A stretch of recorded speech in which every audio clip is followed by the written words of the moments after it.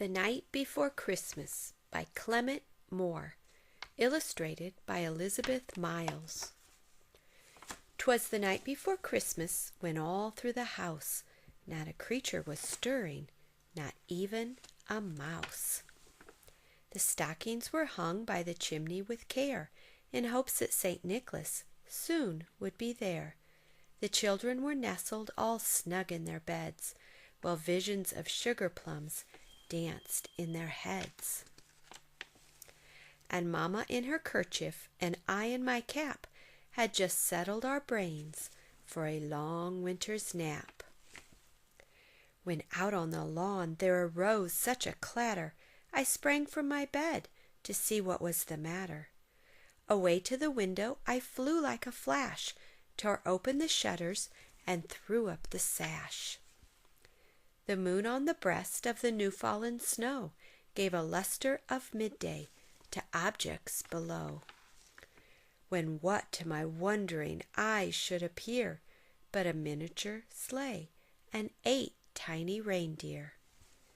With a little old driver so lively and quick, I knew in a moment it must be St. Nick. More rapid than eagles his coursers they came, and he whistled and shouted and called them by name. Now Dasher, now Dancer, now Prancer and Vixen, on Comet, on Cupid, on Donner and Blitzen. To the top of the porch, to the top of the wall, now dash away, dash away, dash away all. As dry leaves that before the wild hurricane fly, when they meet with an obstacle mount to the sky, so up to the housetop the coursers they flew, with a sleigh full of toys, and St. Nicholas too. And then in a twinkling I heard on the roof the prancing and pawing of each little hoof. As I drew in my head and was turning around, down the chimney St. Nicholas came with a bound. He was dressed all in fur from his head to his foot, and his clothes were all tarnished with ashes and soot. A bundle of toys he had flung on his back, and he looked like a peddler just opening his pack. His eyes how they twinkled, his dimples how merry, his cheeks were like roses, his nose like a cherry. His droll little mouth was drawn up like a bow, and the beard on his chin was as white as the snow. The stump of a pipe he held tight in his teeth, and the smoke it encircled his head like a wreath.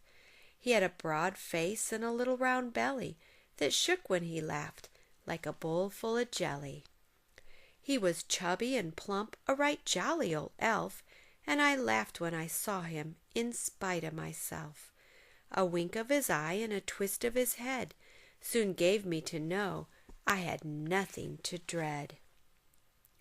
And he spoke not a word, but went straight to his work, and filled all the stockings, then turned with a jerk, and laying a finger aside of his nose, and giving a nod, up the chimney he rose.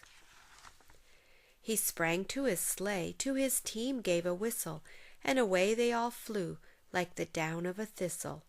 But I heard him exclaim, ere he drove out of sight, "Happy Christmas to all, and to all a good night."